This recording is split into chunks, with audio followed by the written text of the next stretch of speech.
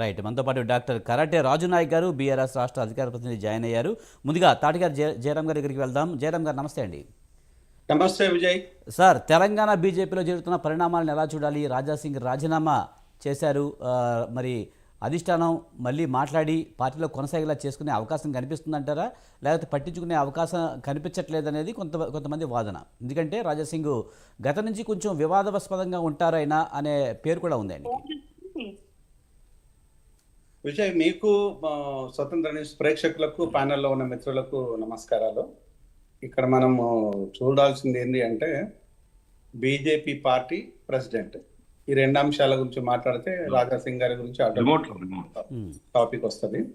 So ఇక్కడ BJP party plus president, దీంట్లోపల మనం చూడాల్సింది ఏంటంటే నిన్న అమిత్ షా వచ్చిన తర్వాత ఇది హైదరాబాద్ నుండి ఫస్ట్ బోర్డు నిజామాబాద్ వరకు అంశాల మీద, అనేక అంశాల మీద, లేకపోతే బేగంపేట జరిగిన అంశాల మీద కావచ్చు, ఈ చర్చాంశాలు అన్నింటి విషయం లోపల ఆయన అనేక రకంగా సూచించారు. సో ఒక రెగ్యులర్గా ఉండే వ్యక్తి అంటే ఇట్లాంటి భావసారూప్యత అనేది అనకుండా, లేదంటే ఆర్ఎస్ఎస్ భావజాలమే అనే అనకుండా ఎవరైనా బీజేపీ నాయకుడు ఒక ముఖ్యమైన వ్యక్తి అందులో బీసీ నాయకుడు ఉంటే బాగుంటుంది అనే దాన్ని సూచించడం అనేది నాకున్న సమాచారం. సో ఇది ఆయన కోరుకున్నట్టుగా జరగలేదు అనేది కూడా నాకున్న సమాచారం. సో ఎట్లాగూ జరగని దానికి మనం ఇక్కడ ముందుకులే అనౌన్స్ చేయడం అని చెప్పేసి ఆయన వెళ్ళిపోవడం, దాని తర్వాత పరిణామాలన్నీ రామచంద్రరావు గారు తెర మీదకి రావడం. ఇక రాజాసింగ్ విషయానికి వస్తే, రాజాసింగ్ ఏంటంటే తనకు కావాలని కోరుకోవటము, ఇంతకుముందు సీనన్న చెప్పినట్టుగా డెఫినెట్గా తనకు అర్హత ఉంది. సో ఒకానొక టైం లోపల బీజేపీ నాయకత్వం లోపల ఒకే ఒక ఎమ్మెల్యే అంటే రాజాసింగ్ అని చెప్పొచ్చు. సో తను డెఫినెట్గా హిందూ భావజాలంతో చాలా పర్ఫెక్ట్గా పనిచేసినది. సో ఆ తరహాలో కొంచెం కటుగానే పనిచేశారు. సో ఆ విధంగా పనిచేసిన తర్వాత అది నెగిటివ్ పాజిటివ్ పక్కన పెట్టేస్తే, సో ఒకనొక టైంలో ఆయననే ఎమ్మెల్యే. కానీ ఈరోజు వచ్చేస్తే అది కాదు. ఆయన కోరుకున్నది నాకు కాకుండా నాకు సంబంధించిన వ్యక్తులు, లేకపోతే నేను కోరుకునే వ్యక్తుల లోపలైనా ఉంటే బాగుంటుందో అనేది నాకున్న క్లోజ్ సమాచారం బీజేపీ సర్కిల్స్ నుంచి. ఏంటిది అంటే, ఒకటి బీజేపీ వ్యక్తుల నుంచి ఉన్న వ్యక్తులలో ఒకటి ఈటల రాజేందర్ గారు, లేకపోతే బండి సంజయ్ గారు. వీళ్ళిద్దరిలో ఎవరికి ఉన్నా, తనకు వచ్చినా రాకున్నా వాళ్ళు సీనియర్ నాయకులు. సో కీలకమైన నాయకులు, వాళ్ళ పార్టీ నిలబెట్టగలుగుతారు. ఎందుకంటే బీసీ నాయకత్వంలో ఉంటారు కాబట్టి, బీసీలు రానున్న రోజుల్లో కీలకంగా మారుతారు కాబట్టి, సో వాళ్ళ నాయకత్వంలో పార్టీ ఉంటే బాగుంటుంది. ఎందుకంటే మొన్నటిదాకా కూడా బీసీ సమాజాన్ని గురించి మాట్లాడి, నేను బీసీని ప్రధానమంత్రిని అని చెప్పిన మోడీ గారు చెప్పిన దాని మీద, సో ఇక్కడ కూడా బీసీ నాయకత్వం ఉందని కూడా మాలాంటి వాళ్ళని కూడా ఎక్స్పెక్ట్ చేశాం. సో అక్కడ సీనన్ ఉంటాడా, లేకపోతే ఈటల ఉంటాడా, రామచంద్రరావు ఉంటాడా, మాకు సంబంధం లేదు.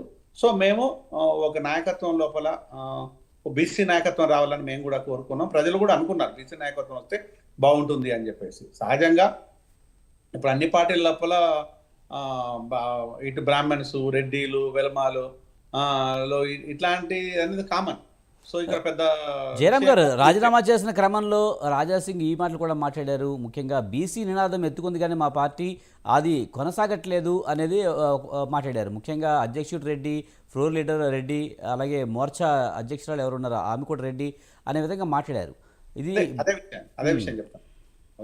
ఇప్పుడు ఆ బీసీ నాయకత్వం రావాలని కోరుకున్నాం. సో ఎందుకు అంటే ఈ బీసీ నాయకత్వం, ఎస్సీను ఎస్టీని నాయకత్వాన్ని ప్రజలు ఇప్పుడు కోరుకుంటున్నారు.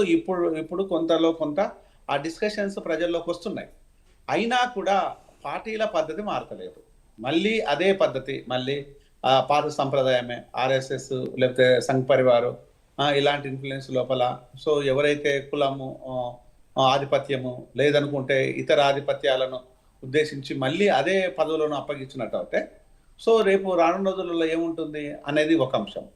దే క్లోజ్ సర్కిల్లో ఇప్పుడు సర్కిల్ అవుతున్నది ఏంటంటే, మా పార్టీ లోపల ఇట్లా జరిగిపోద్దని అనుకోలేదు, ఇలా ఎందుకు జరిగింది మా పార్టీ లోపల అనేది కూడా అంతర్మదనం కూడా బీజేపీలో ఇప్పుడు జరుగుతూ ఉంది. అది సీనన్న నమ్మినా నమ్మకున్నా, ఒప్పినా ఒప్పుకోకపోయినా ఇది అంతర్మదనమే జరుగుతుంది.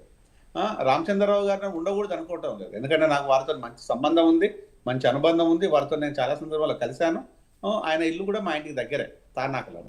సో మేము మంచి సత్సంబంధాలు. అలాగని చెప్పేసి ఆయనకు రాకూడదు అనేది కాదు. కానీ బీసీ వాదాల గురించి మాత్రం మాట్లాడుతున్నాం. సో బీసీ వాదాన్ని గురించి మాట్లాడుతున్నప్పుడు ఇప్పుడు బీసీలో అత్యధికంగా జనాభా ఉంది, 56% ఉంది కాబట్టి ఇక్కడ బీసీ నాయకత్వం రావాలని కోరుకున్నాము. బీజేపీ కూడా బాగుండాలనే అంశంతోనే వ్యక్తులు కొంతమంది ఉండే వాళ్ళంతా బీసీ నాయకత్వాన్ని కోరుకున్నారు. కానీ అదేం కాకుండా రామచంద్రరావు గారు, సరే రామచంద్రరావు గారికి మెరిట్స్ ఉన్నాయి. ఇంతకుముందు సీనన్న చెప్పినట్టుగా ఆయన ఒక అడ్వకేటు, మేధావి, దాంతోపాటు ఎమ్మెల్సీ, దాంతోపాటు వచ్చేసి అడ్వకేటు, అందరితో మృదు స్వభావి, అందరితోనే అన్నాన్ని అన్న తమ్ముడు అని కలుపుకోబోయే స్వభావం ఉన్న వ్యక్తి, అందులో డౌట్ ఏం లేదు.